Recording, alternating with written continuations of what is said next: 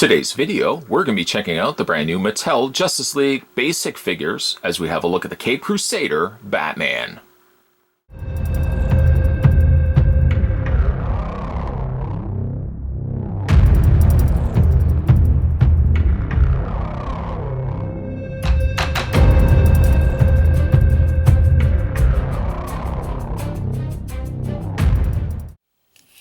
Grabbing the tape measure, Batman stands just a little over 6 inches tall. Now that's only because the ears of his cowl stick up past the 6-inch mark. For his accessories, he comes with these, well, I don't really know what you would describe them as. They're kind of like shields. They're kind of like claws. There's really no way to just properly describe them. I suppose they could somewhat be wings as well.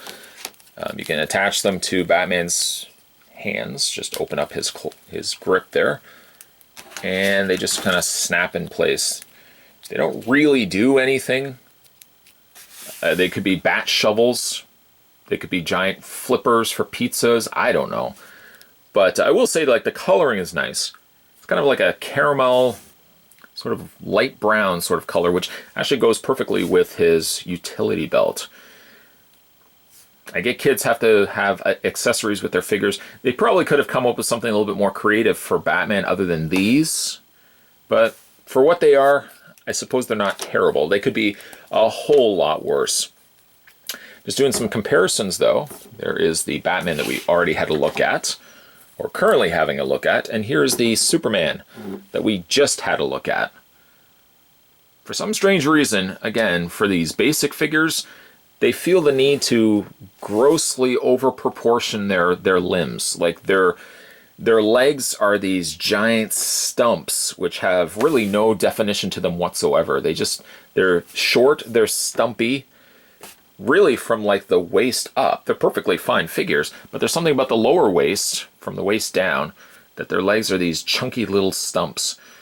I suppose their arms don't get away too much easily either, because even like their wrists are broad. I get that they're geared towards kids, these basic figures, but really, kids still can appreciate a properly proportioned character. Humans don't look like this, so I don't know why they feel the need, just because they're simply for kids, that they have to throw the proportions off so drastically. Another comparison we can make, too, and unfortunately it wouldn't be a case where I can compare this to the Multiverse Justice League Batman, because that Batman had the tactical suit sort of thing. But what I can compare him next to is the Batman that was part of the Mother Box Collect Wave, which basically only consisted of this particular Batman and a more armored up Cyborg. And here we have basically a more accurate read back and forth between, the more traditional movie costumes for Batman. Once again, I kind of have to go back to the same point I made about the Superman, where we were looking at the basic version of Superman versus the multiverse version of Superman. While I do agree, though, that the head sculpt and the overall sculpt of the body is much better on the Mother Box version of Batman, I have to admit, though, the coloring, once again, these basic class figures, their coloring is so much better than what we get with the multiverse figures. Which was basically the only gripe I really made about this particular Batman, was the fact that his outfit was just slightly too dark of a gray. Whereas I think this is a better accurate read of the gray for Batman's costume. If they could only just extract the coloring from his costume and plant it onto this one, I think you'd much have a better looking Batman.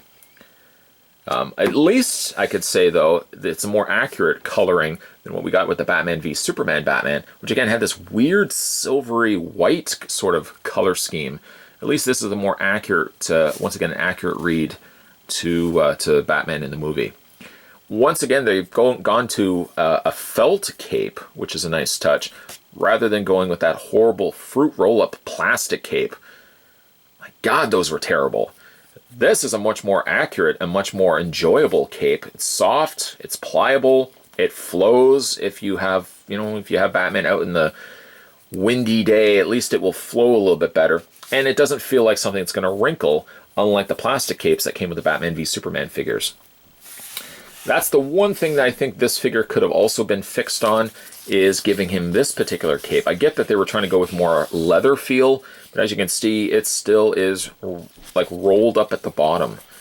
I don't want to take an iron to it. I'm trying to find some means to kind of keep that from rolling up. But if they had only gone maybe the route of just a felt cape, like what we see right here, it has absolutely no problems of staying completely flat. We'll move Batman out of the way here because we've already had a look at him. Face-wise, I think this is actually the same face as what we got with the Batman v Superman Batman. Unfortunately, I've got a little bit of paint just splotched right around the nose area here. A little bit of, oh, I can scrape that off, that's good. I've also got a little bit of a wear mark right above his eye. I don't really know how that got there, as I've just recently got this guy out of packaging. He's got some nice texture work on his costume. Of course, the very cool bat emblem, which I quite like. He's got some lines going through there as well. And I like that at least they textured his costume rather than making it just simply smooth. He's got some extra pads here that are now on the new Justice League Batman costume. Of course, he's got his wrist gauntlets with the gold bat spikes sticking out the side. And he's also got the gold in his utility belt there as well. Primarily, most of his coloring is basically just this gray and black. The gold does a nice job of kind of breaking that up, so it's just a little bit, it's something more to look at than just gray. Still think the head sculpt needs work, but at least it's good. It's decent enough that it's, if I was a kid picking this up, which often I feel like I am a kid picking these up, but if I was a kid picking these up and I was playing with these Batman and Superman figures from Justice League, I think I'd be pretty happy with the look of these. They don't look crappy. Proportionately, yes, they look a little questionable, but at least the sculpt, I think, are decent enough with these.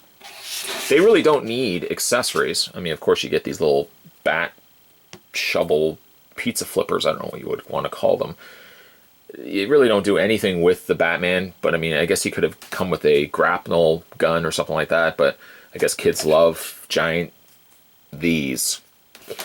Well, let's run through his posability. His head rotates all the way around, and his shoulders hinge outward. Full rotation all the way around going there. He does have a bend in the elbow, which also allows the forearm to rotate. He also has a rotation going in the hand there.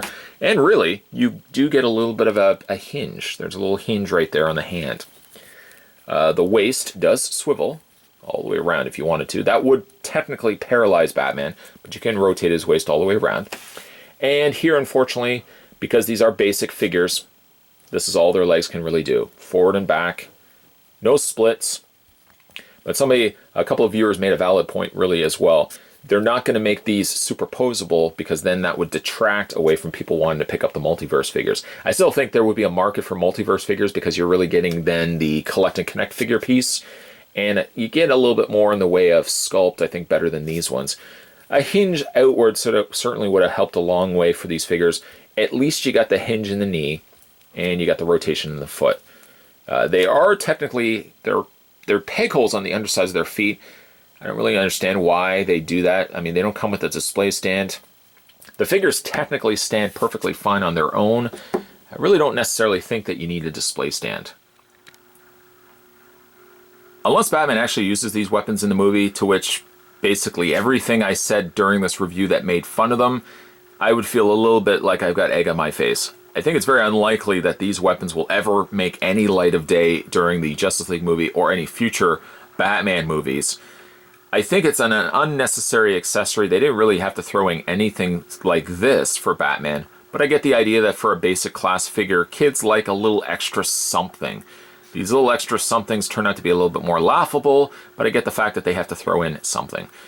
Once again, though, I have to admit, the basic class figures, while the sculpt isn't as good as the multiverse figures, the paint actually is quite a bit nicer. Like the Superman was to the multiverse version of himself, I have to admit the Caped Crusader looks better here in the basic release of him than he actually did in the multiverse figure. For some reason, I don't know why they have to use two distinct color variations when this gray and the black work perfectly on this figure, would have looked perfect as well on the multiverse version of Batman as well. Today, nonetheless, though, we were having a look at the new basic class figures from Justice League, and this was the Caped Crusader Batman. If you like this video, certainly hit it with a like down below. If you haven't had a chance to subscribe yet to this channel, hit that little subscribe button and you won't miss a beat when it comes to future videos. And as well, make sure when you are looking at this video, if you're watching it right now, right below this video, there's a little bell. Make sure you turn that on. That will switch on your notifications so you'll always know when new videos are coming up onto this channel. As always, guys, thanks for watching as you always do. I'll see you next time.